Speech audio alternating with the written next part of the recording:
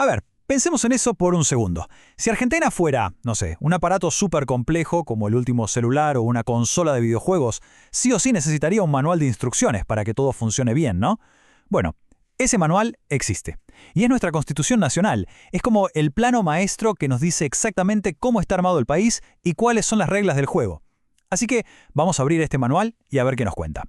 Para este repaso nos vamos a meter en 6 capítulos clave de este gran manual. Primero, vamos a entender por qué es la ley suprema. Después, chusmeamos nuestra forma de gobierno, vemos qué derechos y garantías nos protege, descubrimos quiénes y cómo hacen las leyes, analizamos el papel de los partidos políticos y por último, vamos a ver por qué nuestra Constitución no es un texto viejo, sino algo que está muy vivo. Bueno, arranquemos por lo primero y más importante. La Constitución no es una ley más del montón, para nada. Es la ley fundamental. Es la base, los cimientos sobre los que se construye todo lo demás, tanto las leyes como la política. Por eso decimos que es el plano maestro del país. Entonces, ¿qué es exactamente? Miren, es el conjunto de las reglas de juego más importantes que tenemos. Es como el reglamento principal de un deporte. Define cómo se organiza el gobierno, qué puede hacer cada poder del Estado, el ejecutivo, el legislativo, el judicial, y lo que es fundamental. Reconoce y protege nuestros derechos como habitantes. Ninguna ley puede contradecirla. Ojo, esto de sentarse a escribir las reglas no existió desde siempre. Es una idea que surgió de un movimiento histórico importantísimo llamado constitucionalismo.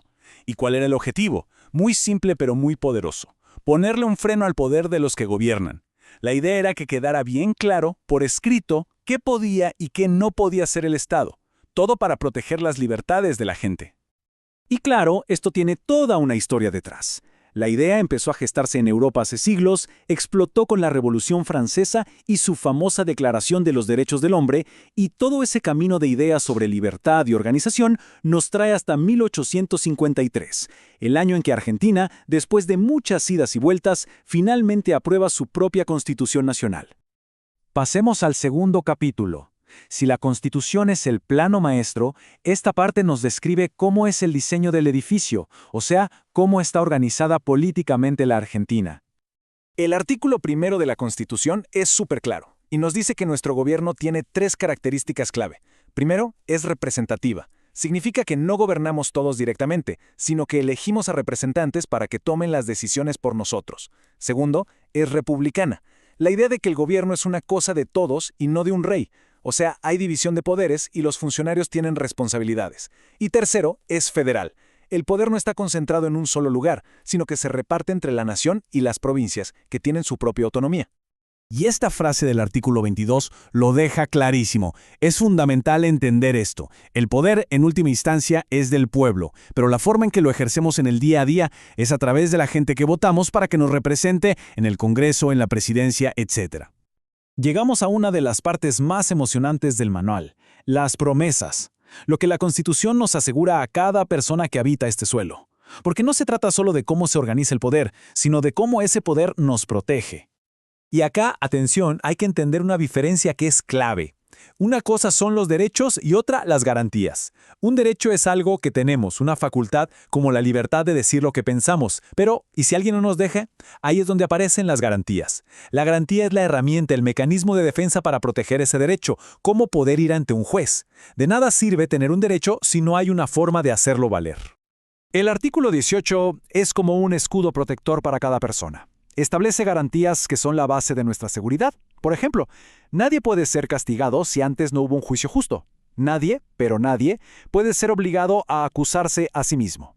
Y nuestra casa, nuestro domicilio, es inviolable. Son límites clarísimos al poder del Estado. Ahora hablemos de una garantía que es como un superhéroe, la acción de amparo.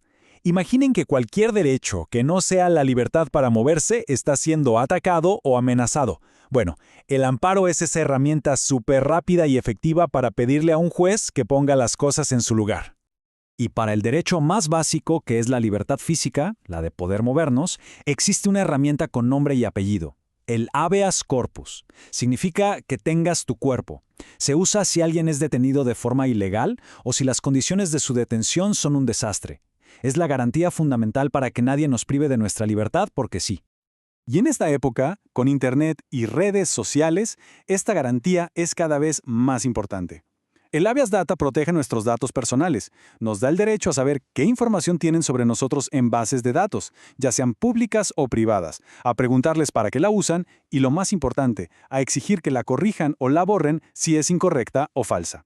Es básicamente darnos el control sobre nuestra propia información. Bien, ya vimos la estructura del país y cómo nos protege la Constitución. Ahora, metámonos en la cocina, en la fábrica donde se crean las reglas de todos los días. ¿De dónde salen las leyes?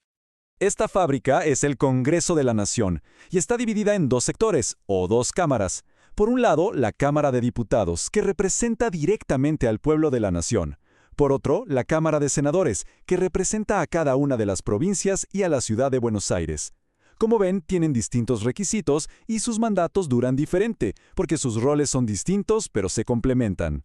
Y para que una idea se convierta en ley, tiene que seguir un camino de 4 pasos. No es magia. Primero, la iniciativa. Alguien presenta un proyecto. Segundo, la sanción. Las dos cámaras, diputados y senadores, tienen que discutirlo y aprobarlo. Tercero, la promulgación. El Poder Ejecutivo, o sea, el presidente, le da el visto bueno final. Y cuarto, la publicación en el boletín oficial para que todo el mundo la conozca y sea obligatoria. Ya vimos cómo se fabrican las leyes, pero ¿cómo elegimos a las personas que las fabrican? Acá es donde entra una pieza clave de este rompecabezas: los partidos políticos. Son el principal canal para la participación ciudadana. A ver, ¿qué es un partido político? Sencillo, es un grupo de gente que comparte una visión parecida sobre cómo debería funcionar el país. Se organizan, proponen candidatos y compiten en las elecciones para intentar llegar al gobierno y poder aplicar esas ideas. Y esto no es una opinión, ¿eh? La propia Constitución Nacional, en su artículo 38, les da un lugar importantísimo. Dice que son instituciones fundamentales del sistema democrático. Esto quiere decir que nuestra democracia, así como está pensada, los necesita para funcionar. Son una parte esencial del motor. Entonces, ¿para qué sirven concretamente? Cumplen varias funciones que son clave. Por un lado, ordenan las miles de opiniones que hay en la sociedad. Nos presentan candidatos para que podamos elegir. Y sobre todo, funcionan como un puente entre lo que la gente quiere y lo que el gobierno hace. Y para ir cerrando, es fundamental entender algo. Este manual de instrucciones no está escrito en piedra, no es un documento de museo. Al contrario, es un documento vivo que fue diseñado para poder cambiar y adaptarse a cómo cambia la sociedad. Un ejemplo perfecto de esta evolución es el llamado constitucionalismo social. Las primeras constituciones se enfocaban mucho en el individuo, en el yo. Pero con el tiempo, este movimiento impulsó que se reconocieran también derechos colectivos, del nosotros. Así aparecieron los derechos de los trabajadores, el derecho a la salud pública, a la educación. La Constitución se actualizó para protegernos no solo como individuos, sino también como parte de una comunidad. Y esto nos deja con una pregunta flotando en el aire. Si la Constitución es este manual vivo que evoluciona con nosotros, que se va actualizando para reflejar nuevos valores y proteger nuevos derechos, la pregunta es, ¿cuál será el próximo capítulo que se escriba? ¿Qué nuevas ideas, qué nuevos derechos necesitaremos incluir en el futuro? El manual de nuestro país todavía no está terminado.